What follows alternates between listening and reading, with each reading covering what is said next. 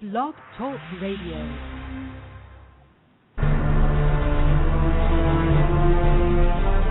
There is a mystery lurking the forested areas of the world.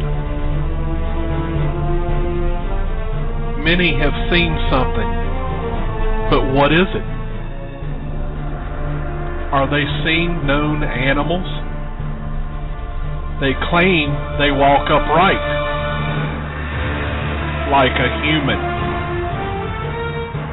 There are so many eyewitnesses. Can they all be wrong? Is someone just playing a trick on people? Or is it possible a large bipedal being could exist in the forests of the world? You have a decision to make. Do you believe it exists?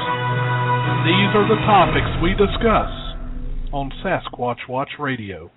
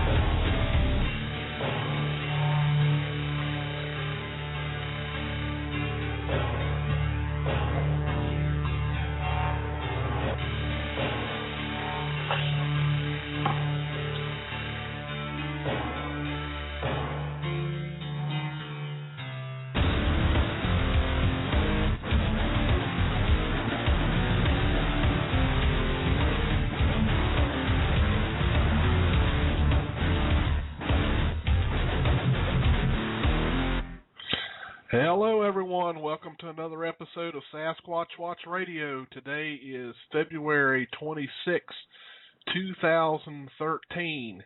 We've got a good show for you tonight.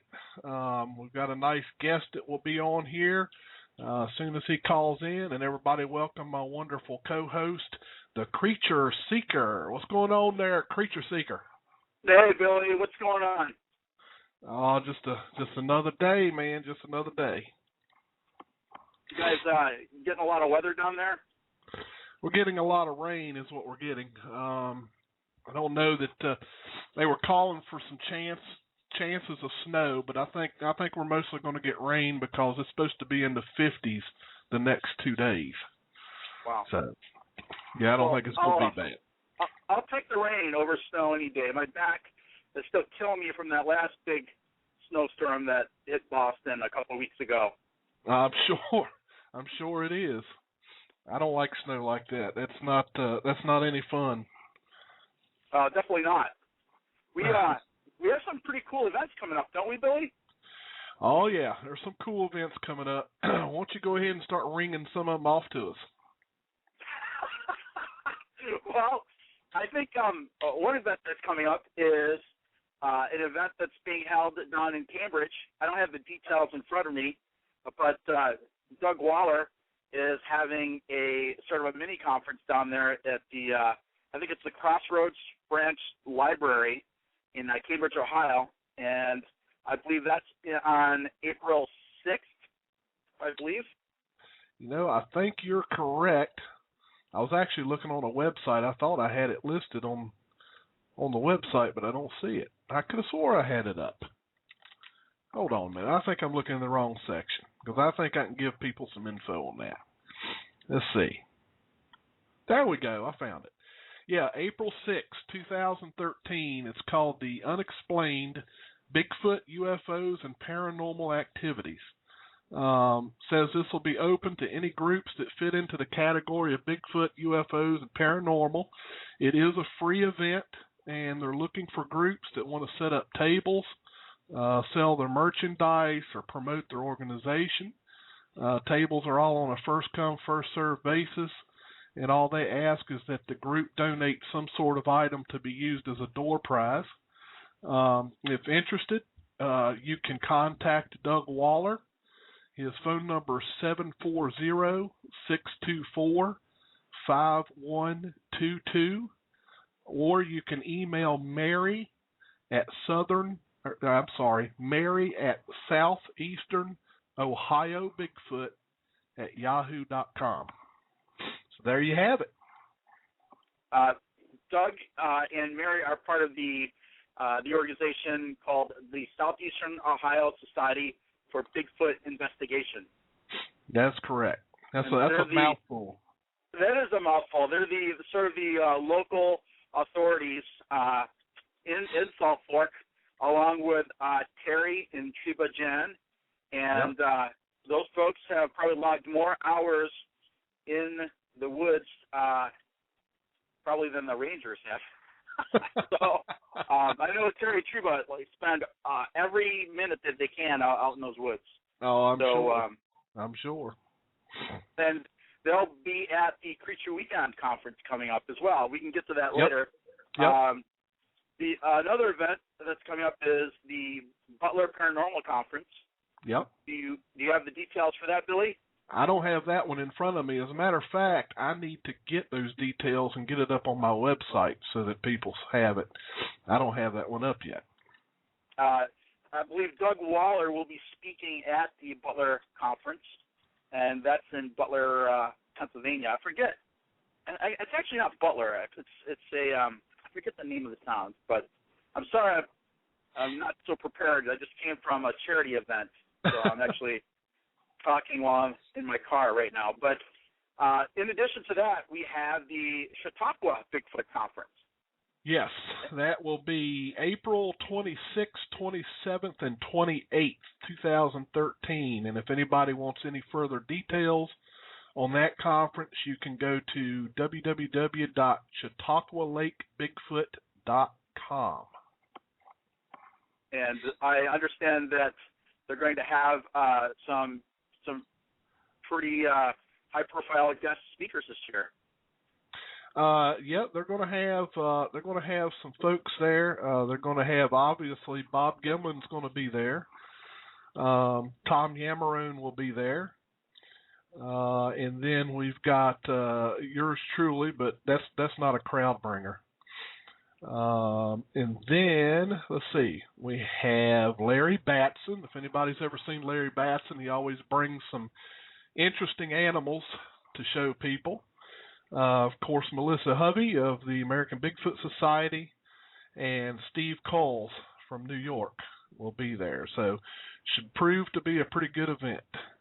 I hope Larry keeps that crocodile under control this year, Billy, because that thing was going crazy last year and almost bit my fingers off. Well, I don't know. You wouldn't touch the tarantula. No way. But, as I'm walking back to my cabin, and I'm just walking down the walkway there, and there's a huge tortoise. I'm thinking, oh my God, someone's tortoise got loose, right? And Larry just lets the tortoise roam around. Oh yeah, no big deal, just a huge tortoise. Yeah, you're right. Yeah. No, I'm not touching that tarantula. That thing's mean. And then, of course, last but not least, we can't forget about Creature Weekend coming up on May 3rd, 4th, and 5th. And what a weekend that's going to be. That's going to be a fun weekend, Billy. That is for sure. Of course, we got the main eventer that's going to be there. It'll be Mr. Pat Spain. That's going to be the host of Nat Geo's The Beast Hunter. Yep, that's right. It's going to be very exciting. And I tell you, another speaker that people are actually talking about that's going to be there is Dave Paulides. A lot of people, I see people talking all the time about his new books, Missing 411. And I think a lot of people are looking forward to him, too. And then, of course, we got Scott Nelson. That'll definitely be an interesting presentation. I don't know if you've had a chance to read any of those 411 books, Billy, but they are absolutely terrifying. So, and for people who've not, read them, Dave has spent the last several years doing research at national and state parks across the U.S. and Canada, and his research involved, missing persons. And sometimes, they'd find these people alive and well, but sometimes they didn't.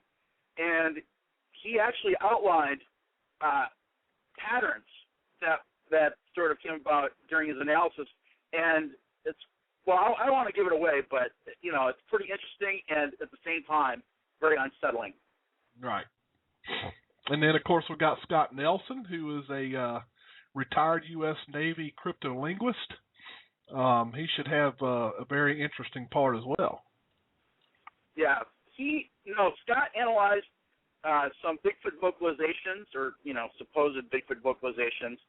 And, he said, hey, it looks like there could be a language here. And so I'm really interested in hearing his presentation about, how he thinks that these vocalizations could be a language. And of course, he has pretty extensive background in languages.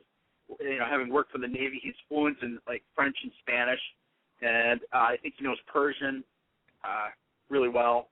So he's got a good background in languages. And last but not least, we have Ron Moorhead. And Ron, actually he's not last, but he may be least. No, I'm kidding, Ron.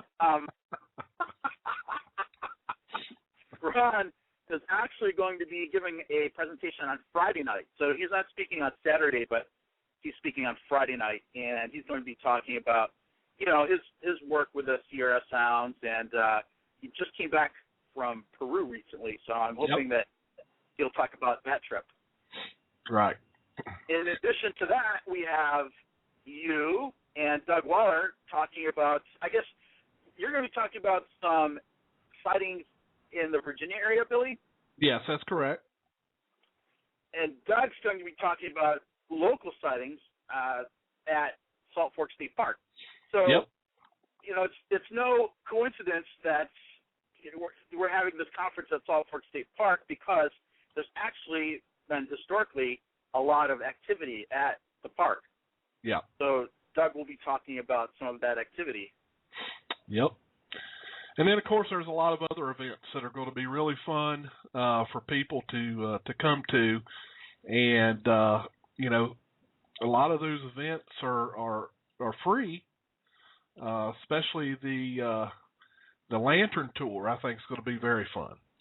That's going to be a lot of fun. The Bigfoot Midnight Lantern Tour is going to be a lot of fun. It's going to build on our tour from last year. So we're just trying to keep things fresh and new.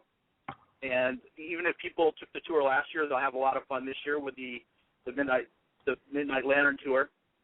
And then we have the workshops on Sunday as well. So on Sunday, we're going to be talking about all different manner of things involving, going out in the woods, from personal safety to how to collect evidence, casting tracks.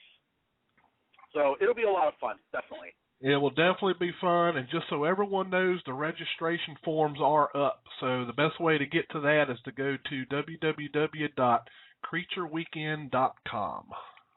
And I'm really glad that Scott Nelson's going to be there, because being a cryptolinguist, maybe he can tell me what the heck Eric Altman's talking about, because I can never understand that guy.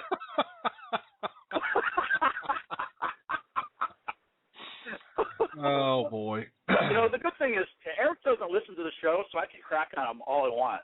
He doesn't listen to the show, does he, Billy? He's in there right now. Get out here.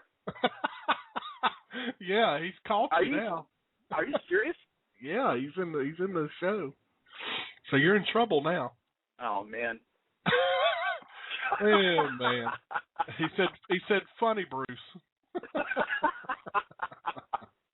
What are the chances you'll listen to the show the night that I'm talking about him, Billy? You never know. You never know. Remember, he's Eerie Altman. He is very eerie. Unpredictable and eerie. I'm surprised that he's up so late. Yeah, he's got to go to bed early, so he's going to listen as long as he can.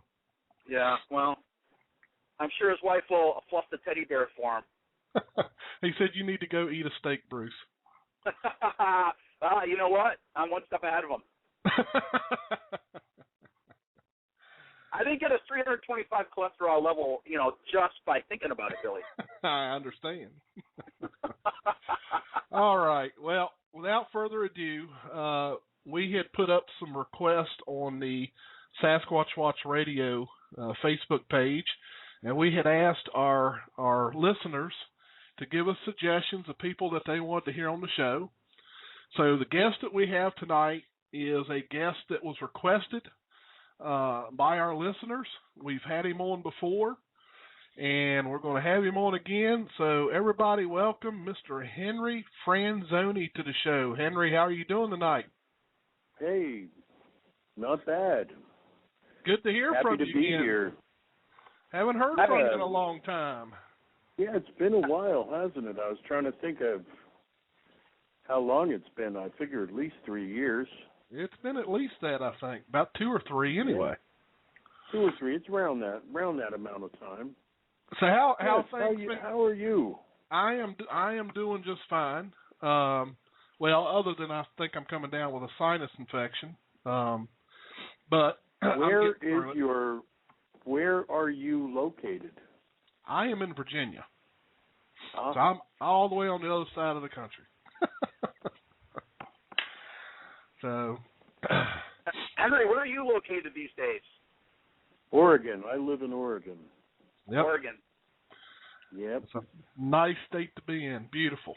It's a mighty beautiful state of Oregon. It's beautiful up here. That's right.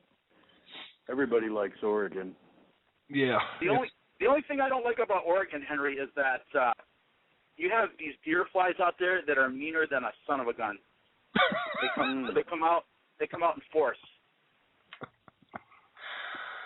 Well, you can get that. Yeah, you can but get it's something only a similar short to that. time of the year. Yeah, you can get something similar to that up in New York too. Yeah, only a small period of the year when they're out. I thought they were yellow jackets. Yeah, yellow jackets. That's my nemesis. A lot of yellow jackets, but they're an invader species. Some German tourists brought them here in the 1800s. What, the yellow jackets? Yeah, well, the ones we have now. Oh, yeah. I mean, I think there were native yellow jackets, but they've all been supplanted by the invading German yellow jackets. At least up here. Yeah. That boggles my mind, Henry. If you're going to travel, you just keep like a spare, some spare yellow jackets in case you want to infest some other country with them? Like, how do you smuggle yellow jackets? I think you just bring a couple over and they figure it out for themselves. I think it's all it takes. They call that expanding. Yeah, something like that. So how have things been going for you, Henry? I know that you pretty much you've kind of left the field and you've been doing other things, I suppose. So, and I know we got a lot of new listeners because we got a lot of new Bigfoot people actually here in the past couple of years. So tell everybody a little bit about yourself, how you really got involved. Yes, I don't spend much time talking Bigfoot with Bigfoot researchers anymore, although on occasion I've been known to do that. I used to be really hot and heavy in the public Bigfoot thing, say, between 1993 and 1998. Mm-hmm. That's when I was really active publicly. Of course, I'm still real curious about their creatures and, this place that we live and how it all works and everything like that. But, I've moved on. I was always an outlier in the field. No one ever agreed with me about anything. So I was always join the crowd. Yeah, really. There you go. So I was always a crowd of one myself, off in the corner, and that's still the case. Although now I work for 4 different Indian tribes now, and I do a lot of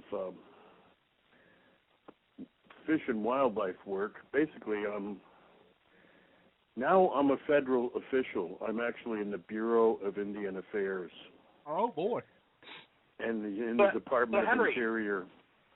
So, Henry, what does that mean? You feed the goldfish at the casinos? I mean, what does that mean?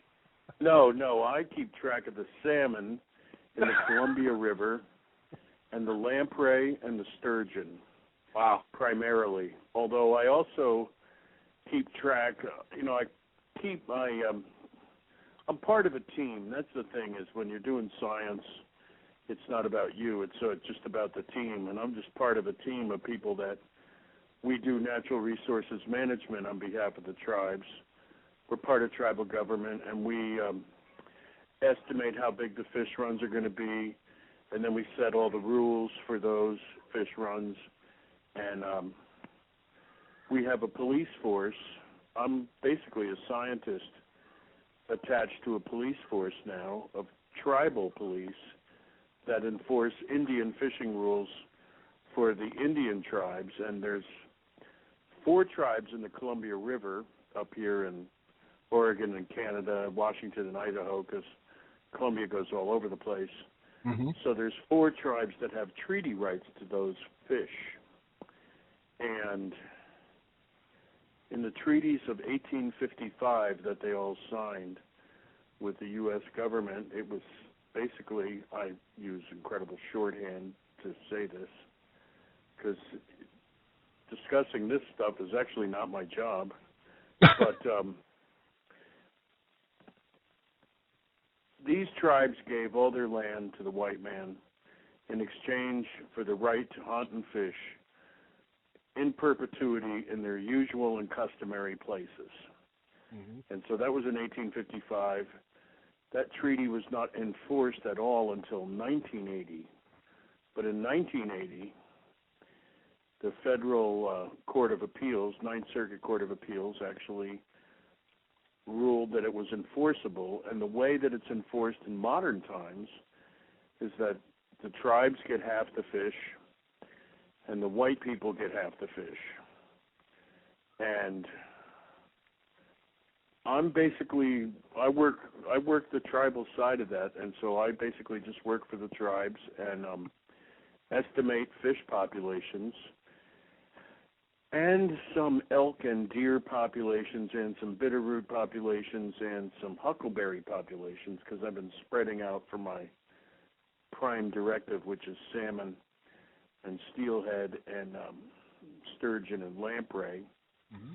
And I'm moving into more land-based creatures. And so the territory of these tribes is about the size of Georgia, and it covers large portions of the Cascade Mountain Range and the Rocky Mountains. So there's really, if you looked at a map and you looked at Oregon, Washington, and Idaho, the tribal co-management responsibilities cover a huge area the size of Georgia that covers the intersection of those 3 states. So I spend a lot of time in those 3 states out in the bush. And this time of year, when the fish start moving, I'm way up in the mountains a lot, and I'm setting up all kinds of radio antennas and all kinds of detector systems to count fish and things as they go by. And I do a lot of different stuff. We have 300 mitigation projects going between the 4 tribes, because I hope I'm not boring you guys to death. This isn't Bigfoot talk, but hey, this is Bigfoot's territory, let me just say, Yeah, that's for sure. They're a known... They hang out in the reservations of these 4 tribes a lot. And all these tribes have a different culture and have a different cultural place for Bigfoot, actually, the tribes I work for. And I talk a lot about Bigfoot with Native Americans, but I don't really talk much about Bigfoot with white people anymore. Yeah. It's just sort of how it goes. I now have more Indian friends than I ever had in my life. And so I've just been I've just been moving over there to Indian country and spending a lot of time in Indian country. And now I'm basically a federal official. Well, it's pretty funny. It's I'm sure it can be interesting at times, and I'm sure that it's very educational even for you to be able to spend time with those there, those Native American tribes. They're all curious. They're all curious about Bigfoot, and they all have a different place for Bigfoot in their culture. And we've been having on the Umatilla Reservation for the last few weeks. We've been having a series of events, sightings. It's on YouTube, actually. Wow, really? Because some Indian women have actually been recording Bigfoot. There's a swamp right next to the main town on the reservation called Mission, Oregon. Mm-hmm. And Bigfoot's been, 2 big feet have been in there yelling every night. And the whole tribe basically sits there and listens to him and goes, well, what do you think it is? Do you think it's a mama looking for her kid? Or do you think it's 2 teenagers? Everybody's trying to figure out what these 2 yelling Bigfoots are talking about and what they're doing and why they're yelling at each other across the swamp. Right. And actually, all of this is actually on YouTube right now. And I'm sure the intrepid investigator could find these. They're from Mission, Oregon, and they're from the Umatilla Reservation. Okay. And so it's kind of a regular thing we have here where there's I've been learning from the Indians inside the tribal territories where the sightings take place on their res and what the different longhouses think of them, because with my 4 tribes, a lot of the historical information is preserved in what are called longhouses. Mm-hmm. And longhouses are like a mini religious, like a church. Mm-hmm. And certain families belong to one longhouse, certain families belong to another longhouse. And a longhouse has stories that are associated with it. And some of those stories are Bigfoot stories. And so the different longhouses claim possession of the Bigfoot stories, so that there's like only Bigfoot stories that can only be told by this longhouse and that longhouse and that longhouse. And they're not allowed to talk outside of the longhouse about what they learned in the longhouse. It's basically secret information. But there's a lot of it, and there's a lot of it about Bigfoot. And so slowly I've been making friends with various Indians and learning a couple of the stories, not much. But what one of my friends told me the other day is he's kind of pissed off that a lot of the longhouse stories about Bigfoot have lost so much detail, and that they're just generalized compared to what they once were. And he's kind of mad that a lot of the information has been lost now. So they still have a lot of stories, but the stories have become watered down. Yes, indeed. Well, that's it's real interesting. I mean, I design fish and wildlife monitoring systems for the tribes, and I monitor the populations of fish and wildlife for them and plants.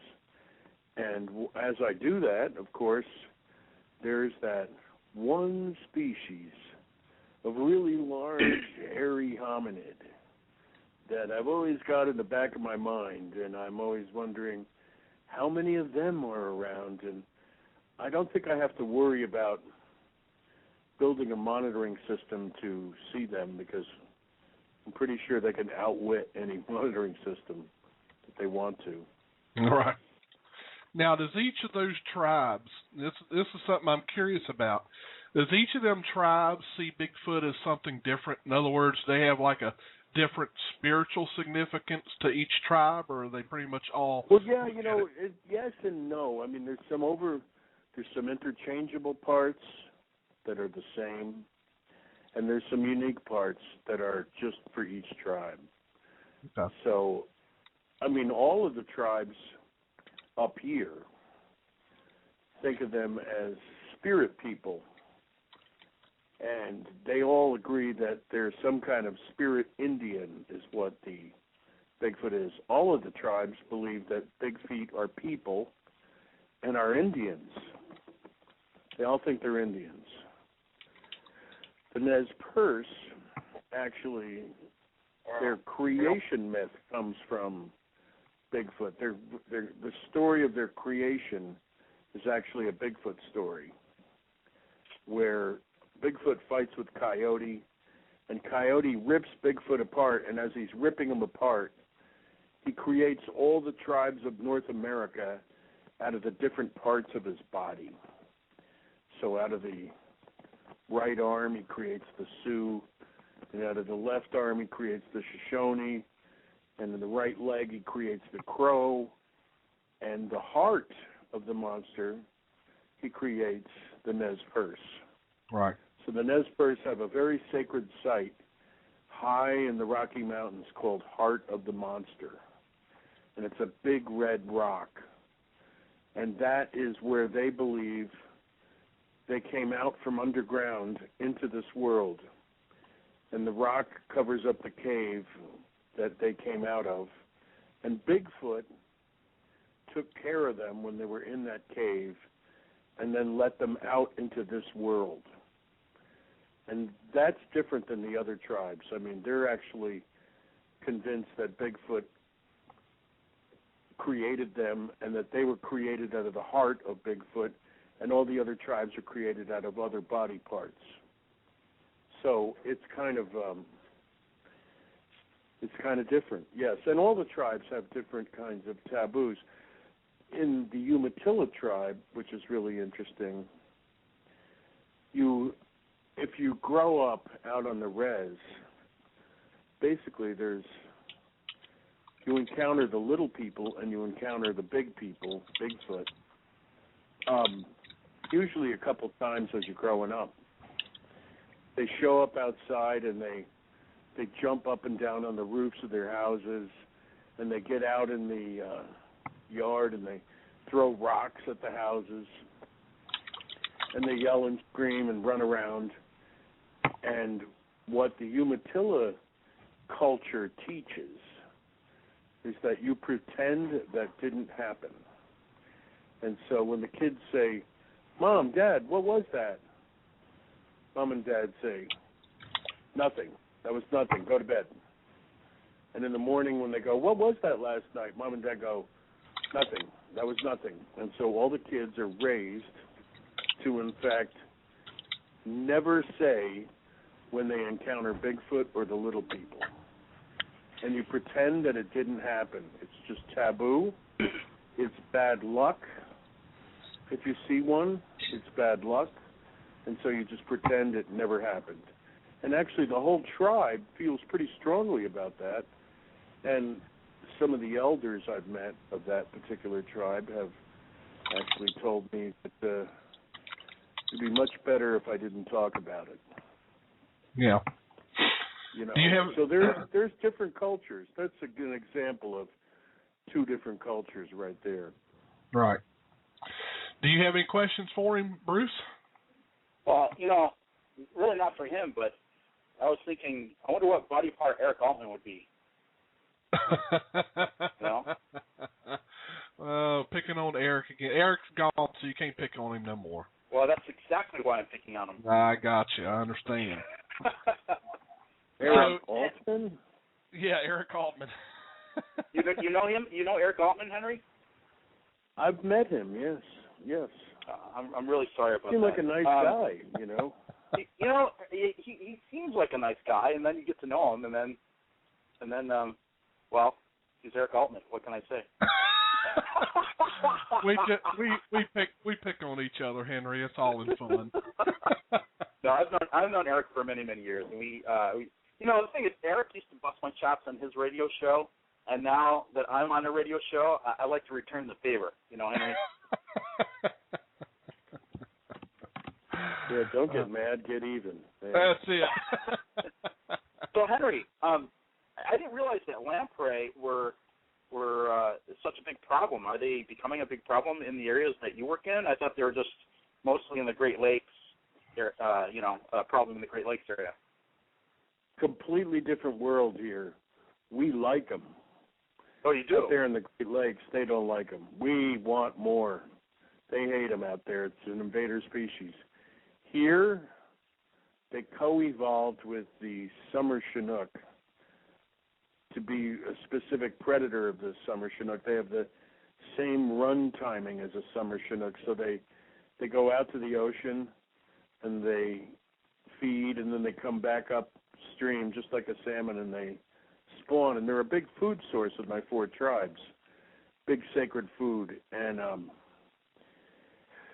we have the 5 first foods, they're called, which are the the foods that sustained the tribes throughout all history.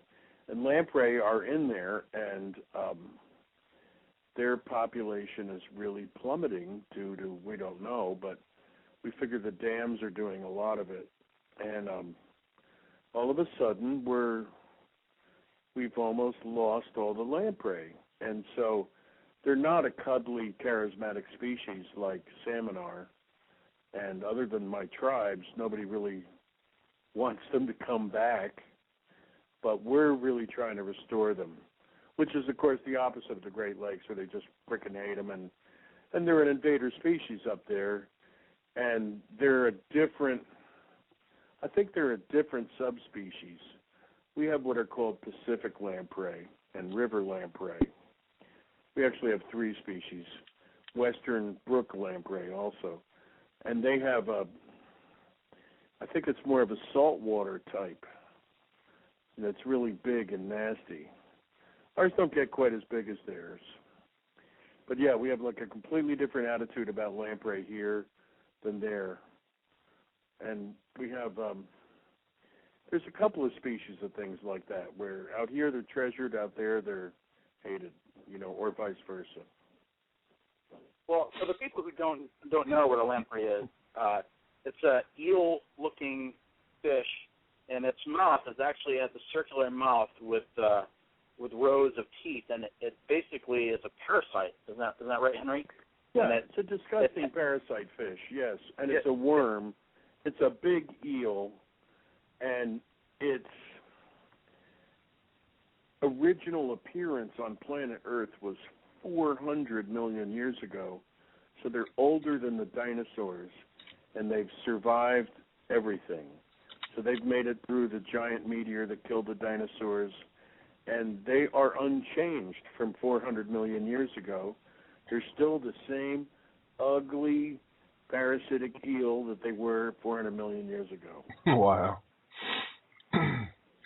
Let me cut you off here just a second. I believe we got Henry May on the line. I think he has a question for you, Henry. Got 2 Henrys. Henry. Henry Franzoni. We got always a pleasure Henrys. to talk to another Henry. Yeah. Yeah, Billy, you and Bruce and myself, we had the pleasure of meeting Henry at the Yakima Bigfoot Roundup a few years ago. And I wanted to thank Henry for sending me an autographed copy of his book. As a matter of fact, Henry, I understand your book is pretty much out of print. Did it have like a limited print run or something? Yeah, the printed copies are long gone. It is true. You have a limited run copy there, and I've just discovered what is called an espresso machine, and so I'm going to try it and see if I can actually print one. But I've just been using PDF files, and I'm thinking of maybe making a Kindle version of my book. Yes, indeed. Oh, but cool. The thing is, I use so many color maps in it that just with the latest Kindle Fire, is there a chance that the maps will look pretty good? So I'm going to try to make an electronic version of it. But yeah, it's been long out of print. It is true. Mm-hmm. Want to ask also, you were talking about how there are certain tribes that think it's bad luck if you see a Sasquatch and things like that. I believe it was Ivan Sanderson who asked the Chapman family. He asked Jeannie Chapman, if the reason that she put the blanket up in front of her kids was because she thought it was perhaps bad luck to look into the eyes of a Sasquatch, that perhaps she had been taught that by her people. And she said, well, not necessarily. She said it was because it was a way to prevent the Sasquatch from seeing the children. So, what are your thoughts on that? On the bad luck that sometimes? There's a lot of variations of that. Yeah. The Modoc and the Piegan tribes, which are also western high mountain tribes here, from southern Oregon and northern Idaho. They go one step further. They don't think that Bigfoot's bad luck. They basically think you start seeing Bigfoot a lot when the end of the world is near. So they basically think when you start seeing Bigfoot a lot like we are now, that's a sign that the end is near. End of days is coming around. 2/12. Well, it's 2/13 now, but that Mayan calendar thing? Well, there's tribes that basically think sightings of Bigfoot are that Mayan calendar, So there's also some tribes, a lot of tribes that just think it's very bad luck when you see them. One tribal guy explained to me that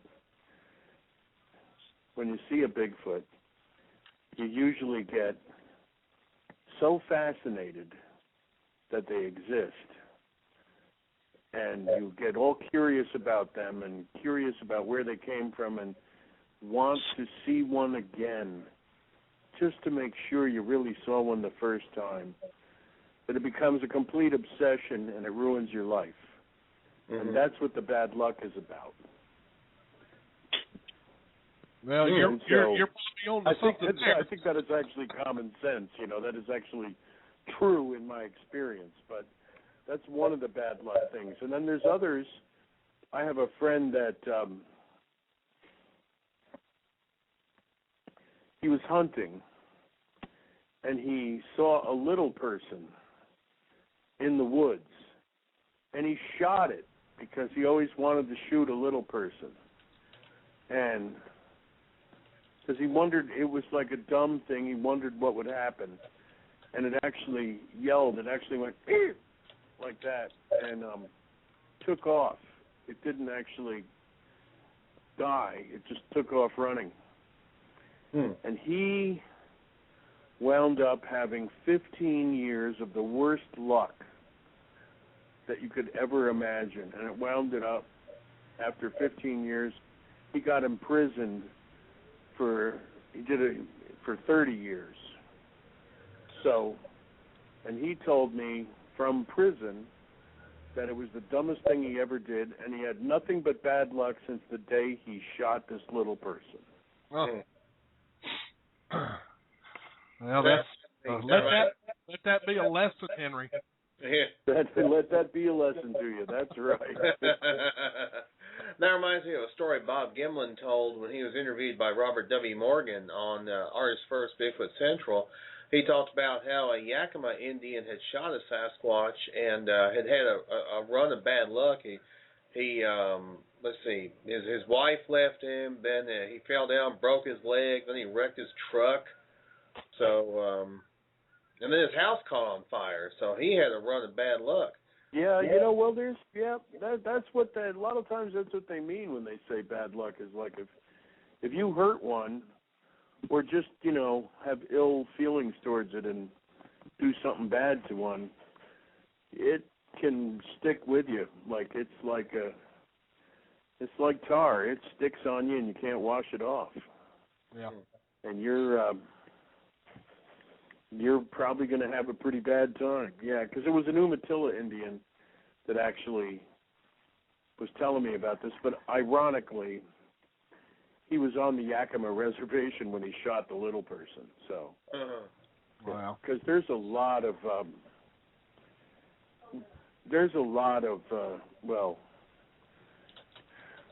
big people, a lot of little people all across Oregon, Washington, and Idaho. I know people probably argue about what are the numbers and how many there are and everything, but there's, at least a few thousand in my area alone.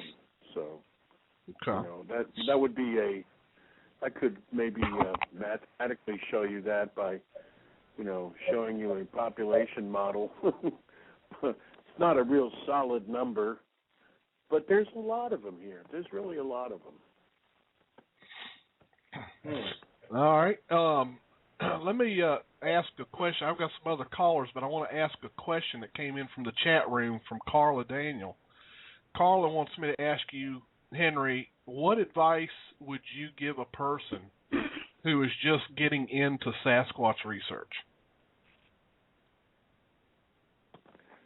Go up in the mountains at night and spend the night and pay attention and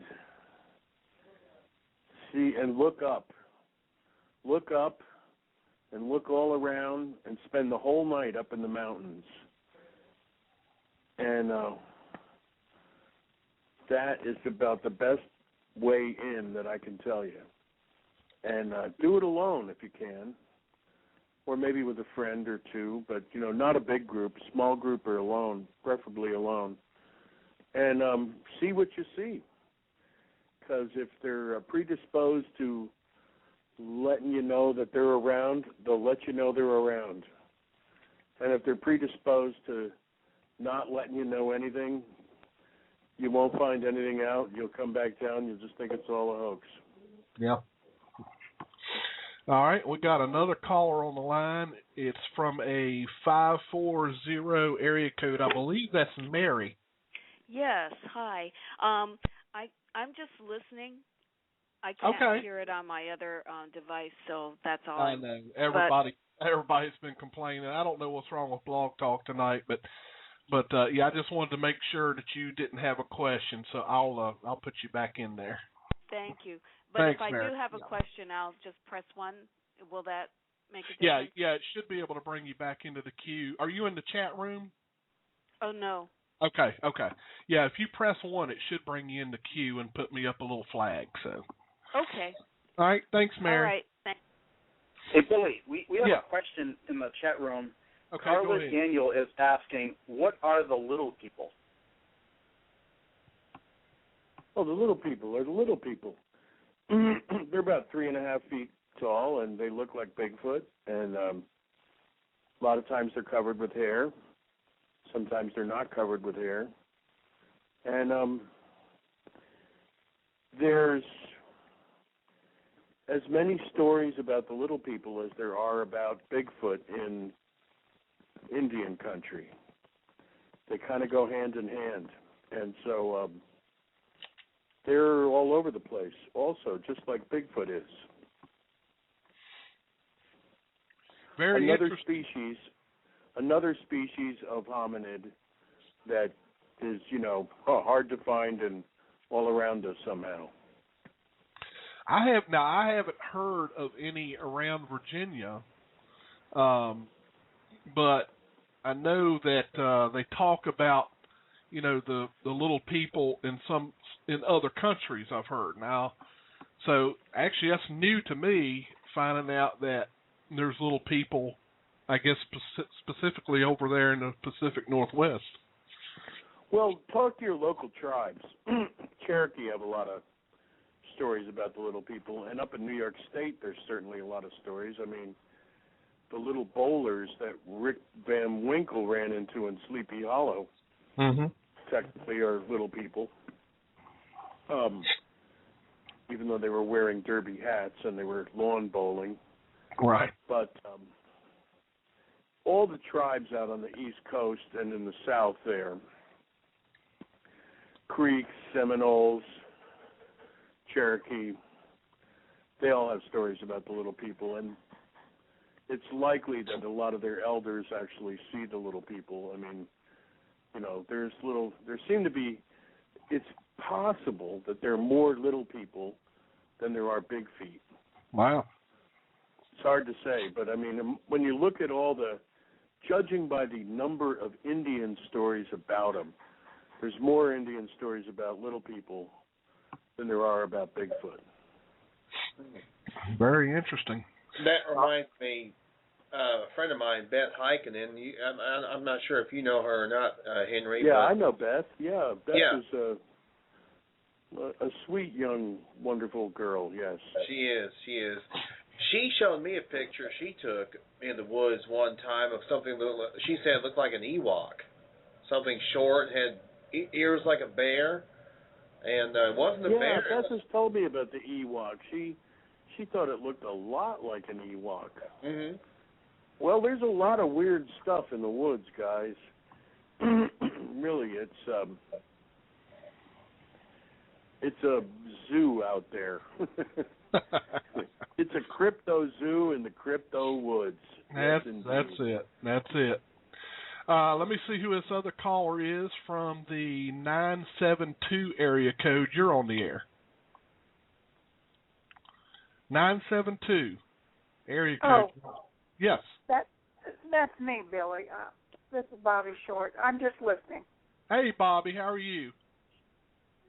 Much better, thank you. Good. I'm glad to hear. Hi, Henry. Hi, Bobby. I have to say hi to Bobby, too. Henry, I have a question for you, actually. Earlier in the program, you mentioned that the Sasquatch likes to hang out on Indian reservations, and I was wondering if you had any idea why that is. They're Indians. No, really. I mean, I know that I'm not being just glib, but it's more comfortable there. They're more accepted there, and they're another tribe. In other words, the 4 tribes I work for, many times I've even had this conversation with some of my Indian friends that the 5th tribe is the Big Feet. That's the 5th tribe. And they're kind of I mean, the other answer I have to tell you is no, I don't really know why, but they seem to feel more comfortable there. And like the Yakima Reservation, where Bob Gimlin is from, is the size of Delaware. And there are 10,000 Yakima Indians total. And so when you take 10,000 people and you spread them in an area the size of Delaware, you're going to have a real low population density. And that's kind of what all of these reservations are, is compared to the surrounding states that are around them, there's way, way less humans on them, too. And I think that's part of what's attractive to the Big Feet is less chance of running into a person. Yeah. I kind of get the feeling. I don't know about you. I might be out on a limb here with all these experts here on this phone call, but Henry, I get the feeling that Bigfoot avoids people. It's funny you say that, Henry, because I was just having a discussion with another researcher, and we were talking about the high incidence of Bigfoot sightings that occur on or near reservations, military installations, places that are usually off limits to the general public. And I think I think your statement has a lot of validity. There may be something to it. There may be something to that because, I just think it's as simple as, well, there's just a lot less people there, and so that's why they hang out there, because there are not that many people there. Thank you, Henry. Thank you for calling in, Bob. Certainly, I'm always happy to dispense an opinion. I know. Yes, you know very well.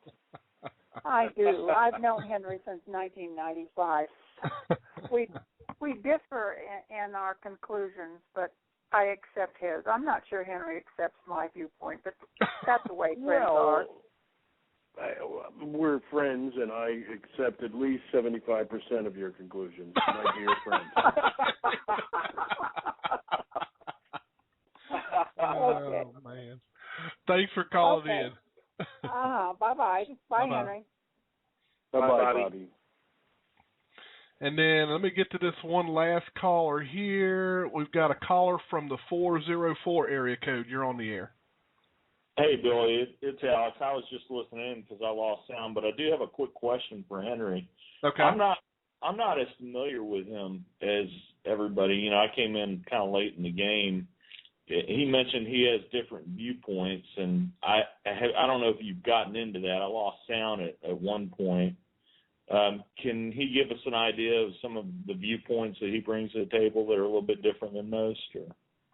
All right. Well, yeah. Yeah, I guess I could, huh? So it's so complicated, I wrote a whole book about it.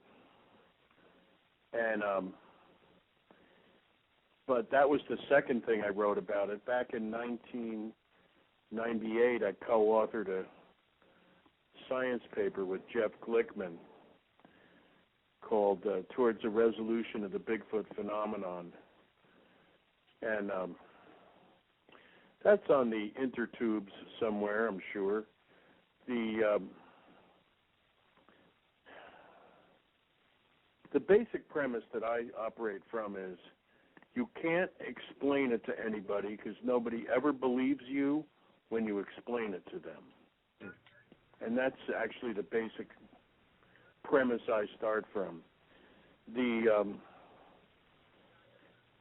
In a nutshell, boy, you know, in like the teenage 10-cent version is there is no normal or paranormal. Everybody has a piece of the picture only.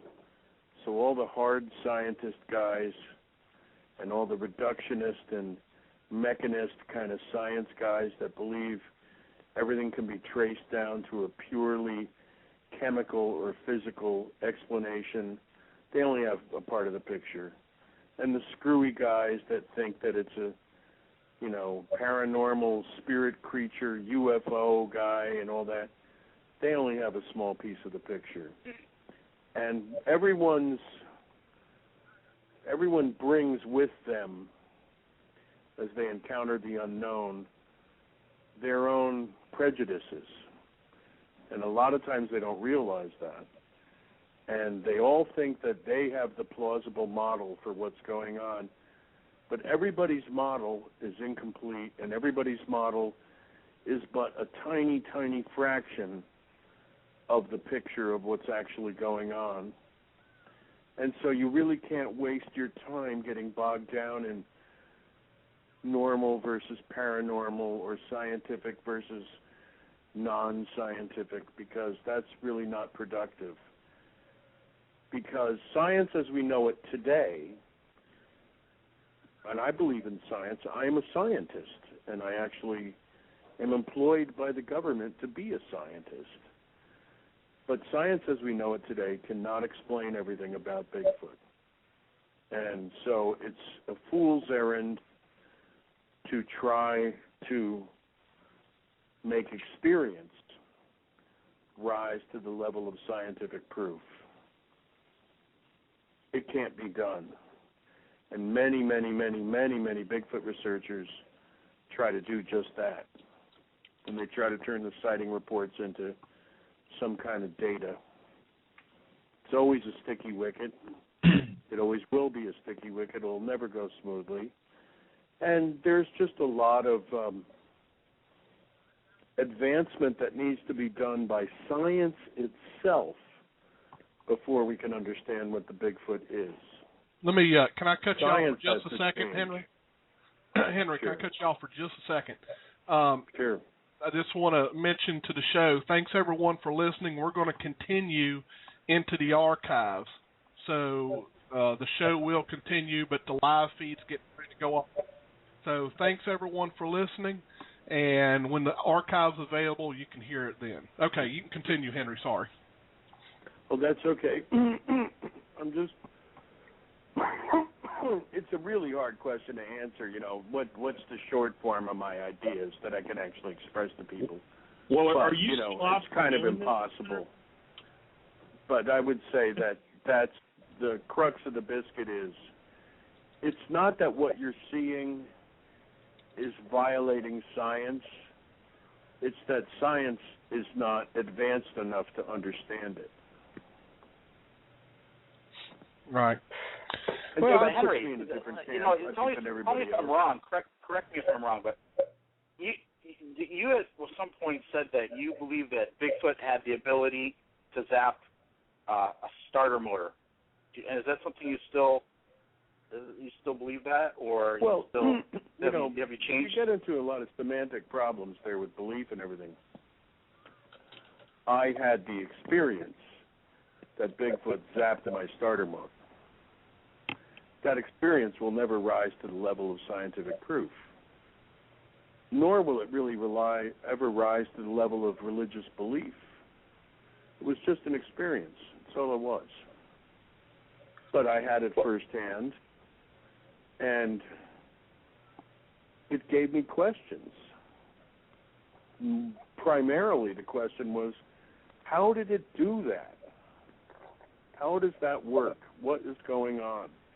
And that happened to me the very first day I looked for a Bigfoot, and gave me a profound set of questions where I said, right away, well, did I just have that experience? Was it real, or was I imagining things? And that happened to me on the very first day. The thing about the starter motor was I had to actually hike out 35 miles and get another one and then come back in and replace it. And so I know the starter motor was broken. And Henry, it was a real experience. Is it fair to say that you experienced your starter motor not working, and you experienced what you felt was some sort of static energy, static electricity?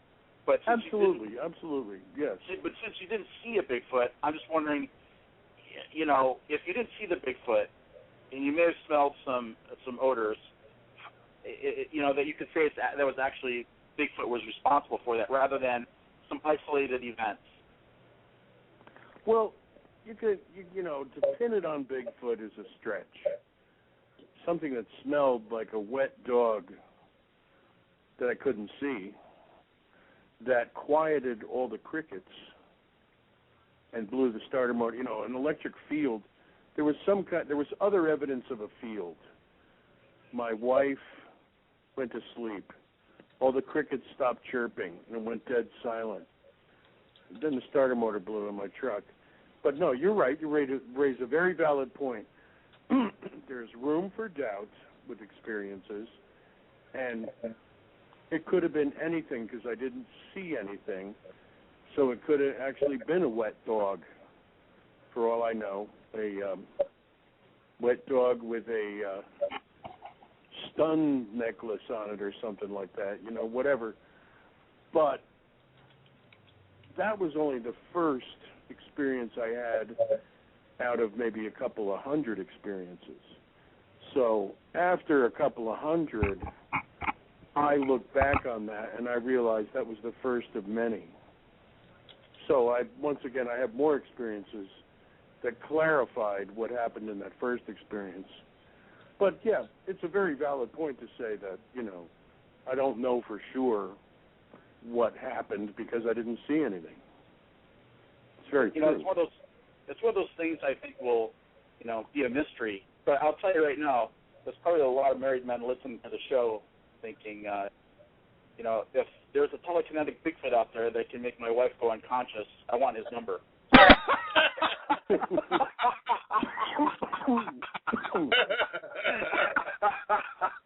Guys, well, there is, and maybe he'll give you. Yeah, maybe he'll give you his number later. Yes. Yes.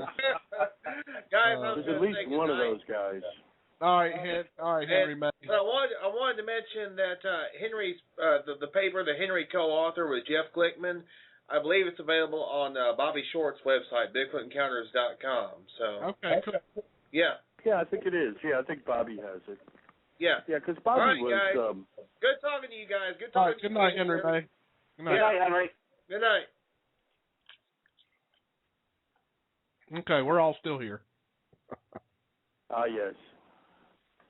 Yeah, Bobby's a dear old friend from the He's great. From the early times.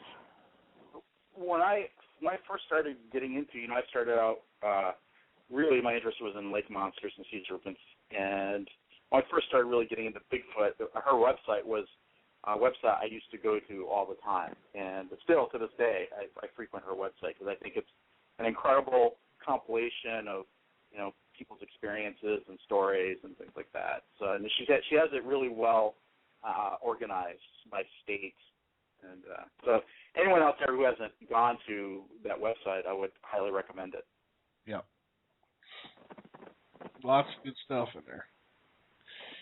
All right, well, guys, I think we have exhausted this show. I think most of the people are gone, and everybody's going to be listening to the archives. But, Henry, I'd like to thank you for taking precious time out of your day to well, thank you very much, gentlemen. You are very welcome. And hopefully, if, maybe another year goes by or something, you never know. If you still feel like talking about it, we might have to get you back on again. Well, every once in a while I feel that urge to talk about Bigfoot with people. Actually, and this will sound arrogant, but the way it is that I am so far ahead of all the Bigfoot researchers that you would need a telescope and a Ouija board to see where I'm at. And so one day you guys will once again come around to my way of thinking, and you'll go, wow, that weirdo Henry, he was here all along. I can't believe it. It's just a matter of time before you all come around. You're all going to come around eventually if you live long enough. I will tell you this, Henry. I am a very open-minded person. That's the first step. And I've never, I try to never get myself into a situation where I tell somebody, you're nuts. You don't know what you're talking about. I share that with you, brother. Billy, yeah.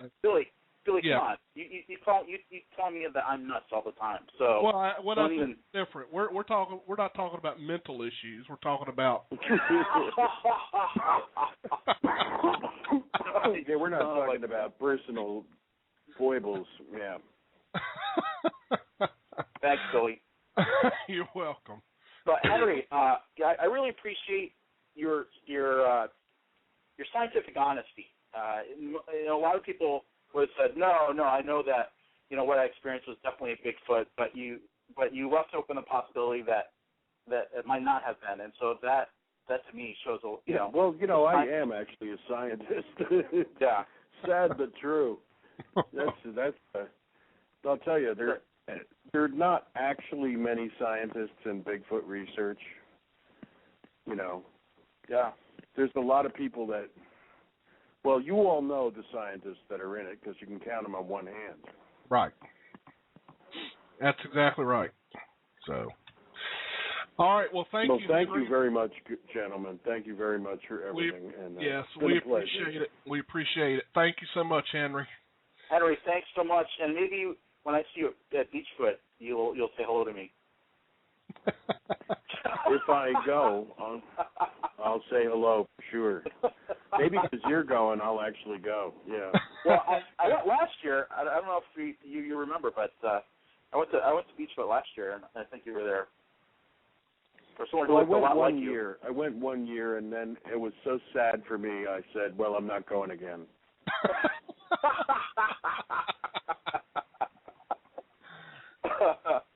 Thanks for coming on the show, Henry. You betcha, you guys. Thanks a lot. All right. Good night. Have a good evening. Right. You too, Henry. Thanks. Bye-bye. Good night. Well, I think we've exhausted another show. We have, Billy.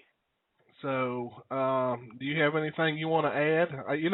I had the perfect sound bite tonight in case somebody talked about certain things. And I never got the opportunity you did play that sound bite, Billy. I really appreciate that. Oh no, I'm not talking about that one.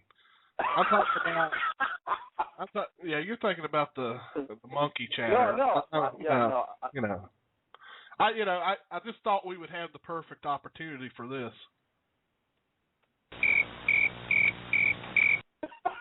But since the subject didn't come up, I didn't get the opportunity to play it. So. Well, there's always next week, Billy. I know. All righty, Bruce. Thank you for being a great co-host with me. Well, thanks for having me as a co-host, Billy. You actually helped because I think his sinus infection's getting ready to seal my nose up here soon. I ain't going to be able to talk. So you have to get some of that decongestant. Well, I'm going to have to do something.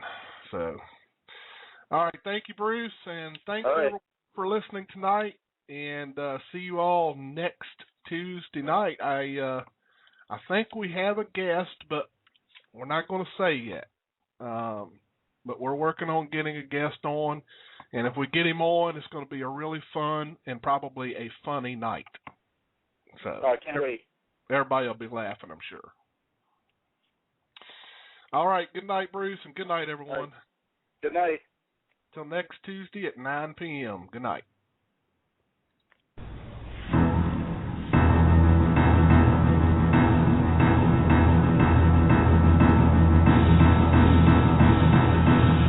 You're listening to Sasquatch Watch Radio on the Blog Talk Radio Network.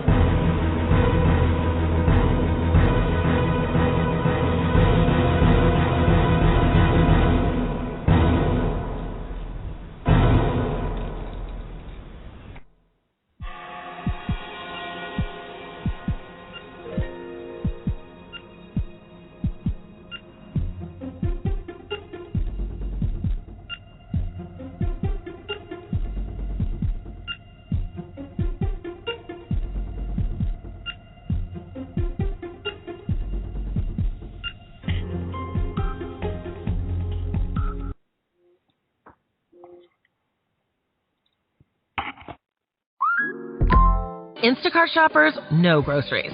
They know that you can't make guacamole with rock-hard avocados.